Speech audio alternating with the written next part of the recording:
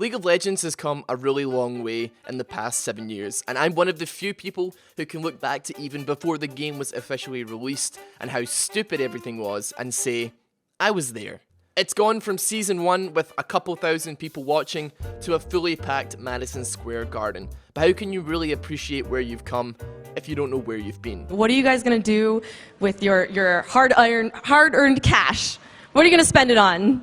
I don't know yet. I'm gonna buy a new guitar, armor actually, because I like role playing, as you can see. Oh, okay. Yeah, and a sword and a new drum set. Welcome to a new show that I am tentatively calling Season 1 versus Season 7. This will definitely change based on what it is we're talking about, but for the time being, I want to talk about an item that I feel personally wronged by. An item that has helped me in my time of need, and an item that has basically been removed from the game. It's an item that is now a shell of its former glory, Abyssal Scepter. So Abyssal Scepter is an item that has stood the real test of time in this game. Since I can fully remember League of Legends, Abyssal Scepter has been there, creepily looking at me with his little goofy bone face like, I'm a skeleton. It's outlasted items like Philosopher's Stone, Cage's Lucky Pick, Exquisite Candy, Clever Hoop, Knife. Okay, these are actually real items, and for some reason, the idea of just buying a knife is funny to me. But now, an item that has been relevant throughout basically every season of League of Legends has been removed. Now you can sit there and say to me, Ross, it's just had its name changed and its stats changed, so it's basically nowhere near the item that it used to be, and nobody who used to buy this item buys it anymore, and the icon is different. But I mean, fuck, really? You sit there and say that with a straight face? Really? Abyssal Scepter has essentially been removed under the guise of it being actually improved and changed. But why? Now that Banshee's Veil is a fucking offensive item that grants a spell shield, and Abyssal Scepter is closer to a support item than anything that you pick up on someone like Kassadin, what direction is even up anymore? Now this item went over 4 years in League of Legends, from 2009 to 2013, with basically minimal changes. The biggest changes being some slight changes to its aura's range, or to its cost, its combined cost or a recipe cost, or at maximum, a 10 magic resistance or AP tweak up or down. Now, what was that change in 2013 though? It was an icon change. That was the biggest change that this item saw in almost half a decade since its inception. But ever since that icon change, the item was cursed.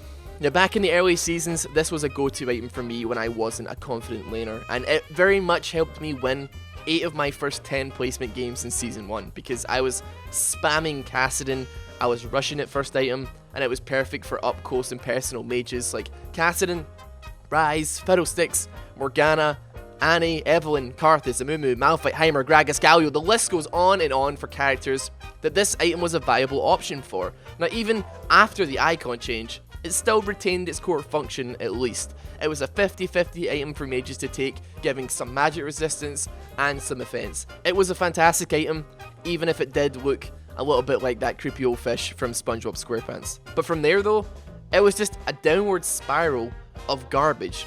Watching it go from 60 ability power, 60 magic resistance, 10% cooldown reduction, and an aura that makes nearby enemy champions take 10% more damage, to an item that gives 300 health, 65 magic resistance, and 100% base health regen with the same aura, it just makes me want to fall asleep. This came at a time where they have unloaded a shitload of new tank items onto the earth anyway, with Gargoyle Stoneplate, Adaptive Helm, all these items. Why not just make a new goddamn item instead of fucking with Banshees and Abyssal? Now one of the most ridiculously fun things to do back in early seasons, it was to play Soraka mid with Abyssal Scepter. This is before Soraka got completely nerfed into the earth, when her Q used to reduce magic resistance as well, and where she could also heal herself, she could give herself mana, and she had a targeted silence. It was just hilariously fun to absolutely destroy everything in your path, because you already had the magic resistance reduction from your Q anyway that you would max, so an extra 10%, it was hilarious. If you managed to get them to below 0 magic resistance, it would go into the negative and it would do true damage. Those were the days. But now, unless you're a 4-letter word that starts with T and rhymes with bank, you're getting the rework treatment. Now on the topic of reworks, Just to give you some reference on how solid this item really was for such a long period of time up until a little while ago, here is a very quick list of all the champions that got major reworks before Abyssal Scepter started getting fucked around with. Ryze, Alistar, Gangplank, Katarina, Ashe, Annie, Ryze again, Soraka, Sejuani, Master Yi, Heimerdinger, Cassiopeia, Nidalee, Rengar, Sion, Maokai, Zillion, Ryze, for a third time, Poppy, Tarek, Shen, Yorick, Warwick, Zac, Malzahar, Vladimir, Zyra, Vel'Koz, Caitlyn Graves, Kog'Maw, Quinn, Misfortune, Mordekaiser, LeBlanc, Talon, Brand, Ziggs, and there's more, oh there is more. The entire time that hell has been breaking loose with all of these reworks, Abyssal Scepter has sat in the corner of the room, watching Ryze morph into his next generation like he's fucking Doctor Who, like, hey, I'm here, hi, how you doing? Even despite the fact that it was a bit of an unsung hero, you could easily play a game of League of Legends without actually seeing it on anybody's builds. It didn't take away from the fact that this item gave me some confidence. If I was feeling overwhelmed in lane, if I was feeling like the enemy mid laner was getting the better of me, and I wanted to bulk up without losing too much damage, Abyssal Scepter was there for me. He was waiting for me like the dad I never had, waiting to pick me up from school. Abyssal Scepter was there when nobody else was, when I was 0-2 in lane at 9 minutes. He was patting me on the back, telling me that I'll get him next time, and then proceeding to beat the ever-loving fuck out of the other kids in school for me like a fucking psychopath. Ultimately though, I guess I just wanted to pay a little bit of respect to an item that got me through some hard times, and he's kinda down on his luck now. So on behalf of a lot of the League of Legends community, thank you DFG. Thank you Abyssal Scepter. Well guys, that was the very, very first episode of Season 1 versus Season 7. The title will absolutely 100% change throughout the course of me making it, because not everything was released in Season 1 obviously. But I don't think there's too many retrospective series on YouTube. I think Frostpunk had one, was how OP it used to be. But I don't know if I want to take that kind of angle on it. But I would really love some suggestions down below. Things that you think were OP back in the past, or things you want to know about, and I'll try and make a little bit of a comedic turn on it, try and make it look kind of nice. Yeah, I think that'd be cool. This is not a series that is going to be 100% coming out every single week.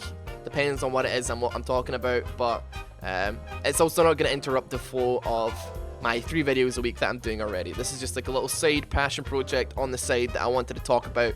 Thought it was kind of neat, so I figured give a little bit of a shot, see how it went. So if you did really enjoy this video, or if you learned something, or if you whatever, or you just like looking at how shit League of Legends used to look back in Season 1, because it looked god awful, the graphics were terrible, then please, I'd love it if you dropped a like, and as well as that, subscribe to the channel as well. I've also been streaming a lot on Twitch, so I'd love it. I'd really dig it if you subbed over there as well. Apart from that guys, thank you so much for watching, take it easy, have a good one, I'll see you on Monday probably.